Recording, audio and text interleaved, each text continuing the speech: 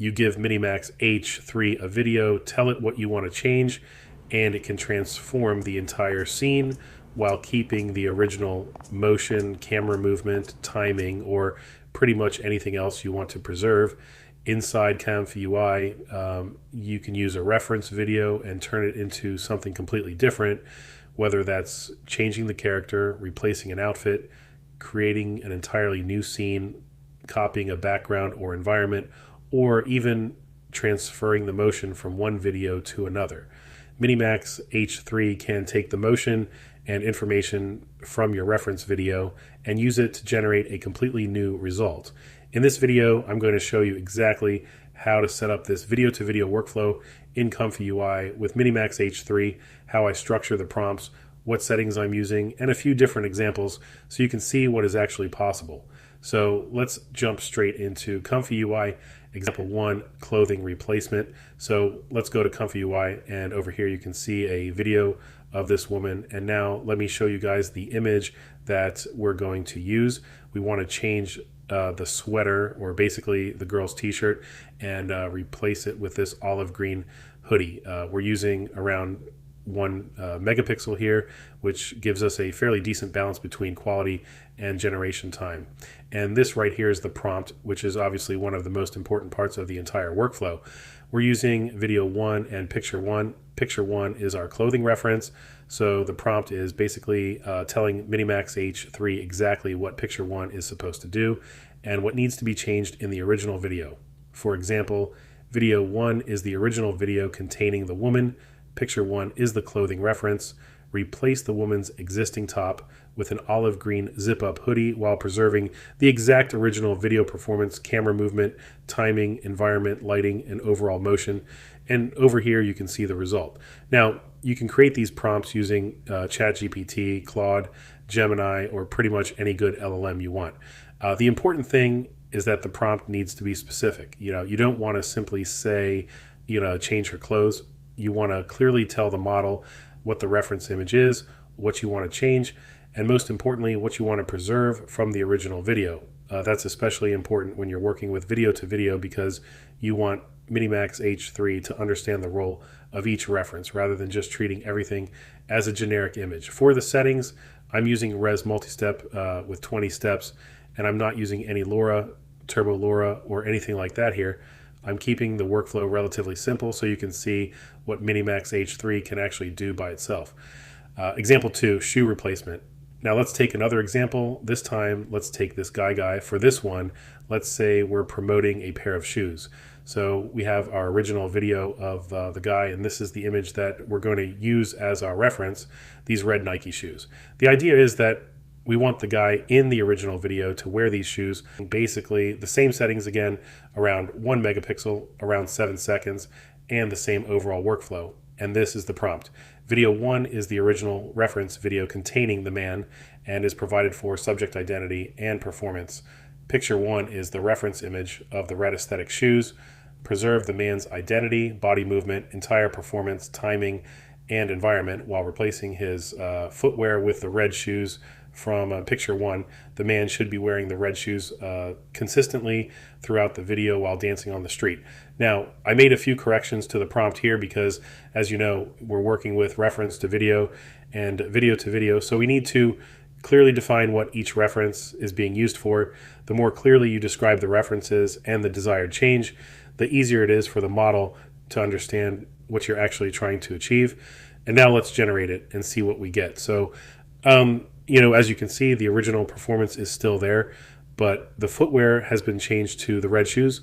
From our reference image, this is something that can be really useful if you're working with product videos, because instead of completely recreating the video, you can use an existing performance and modify the product you're showing. Example 3, background replacement. Now let's take another example. This time I'm going to take this video of this woman. We're going to use this video as our original reference, and we're going to replace the environment, and this is the image we're going to use. As you can see, this image has a completely different environment. There's a cafe here, and we want to use this cafe as the new background. So essentially, we're going to take the background and environment from the reference image while keeping the woman's original movement from the video. Again, we're using the same basic settings. I'm using res multi-step, and as you can see, the video. And now let's look at the prompt. So we have video 1, which is our original video, and then we have picture 1, which contains the environment that we wanted to use. The prompt basically tells MiniMax H3 what each reference represents and what we want it to change. Camera movement and overall performance from video 1. Replace only the original background and environment with the cafe environment shown in picture 1. Maintain realistic lighting, perspective, shadows, and integration between the subject and the new environment. This tells the model to focus specifically on replacing the environment rather than changing the subject. I'll also give you guys the prompt format and the MiniMax H3 prompting guide that I'm using in the link down below in the description, so you can use the same structure for your own projects. And let's generate this one. So as you can see, it replaces the background and environment while keeping the original movement, and this actually looks pretty amazing and realistic. You can see that the cafe from the reference image has been transferred into the video, while the woman is still performing, the same movement from the original video. Example 4, character replacement / motion transfer. Now let's take one more example. This time we're going to take this video of this girl. For this one, we're mainly interested in the motion, so we're going to use this video as our motion reference and then replace the character completely. As you can see, this is the original video. For this test, I'm using around 0.4 megapixels because the higher resolutions were taking too much time to generate, and for a quick test like this, I don't really need the additional resolution. And now let's look at the prompt.